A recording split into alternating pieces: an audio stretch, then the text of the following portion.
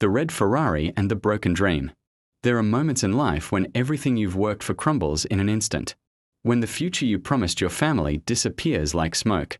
When all you have left is a choice: give up or carry the weight a little further. Marcus stood on that coastal highway, holding his daughter Emma close, watching the sun paint the ocean in shades of gold and amber. Behind them sat his red Ferrari, the one thing he had left from his old life. The car that once meant success now meant survival. 6 months ago, Marcus had everything: a tech company in San Francisco, a beautiful home in the hills, his wife Sarah by his side, and Emma, their 7-year-old miracle, laughing through their living room every evening. Life was comfortable, easy, full of promise. Then the diagnosis came. Sarah's cancer was aggressive, rare, and relentless. The treatments weren't covered. Marcus sold the house first, then the business at a loss. He liquidated everything, except the Ferrari.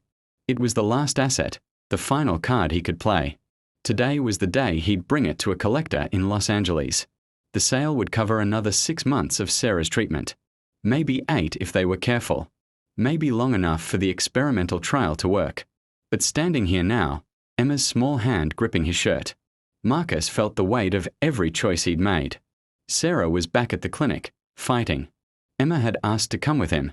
She wanted to see the Ocean one last time before they sold. Daddy's dream car.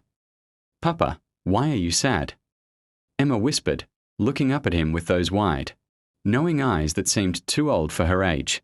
Marcus knelt down, holding her face gently. "I'm not sad, sweetheart. I'm grateful." "For what?" "For you. For Mama. For getting to carry you like this." Emma touched his cheek. "Mama says you're the bravest man in the world." Marcus felt his throat tighten.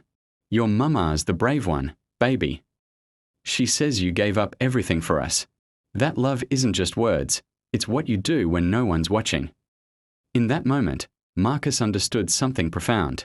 This wasn't loss. This was purpose.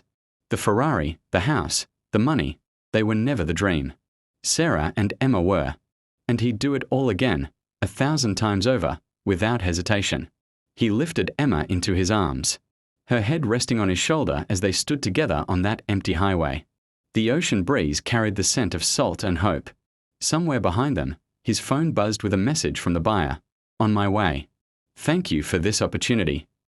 Marcus closed his eyes and whispered a prayer, not for wealth to return, but for time. Just a little more time. Because real strength isn't measured by what you have. It's measured by what you're willing to sacrifice for the people you love. And in that sacrifice, you discover who you truly are.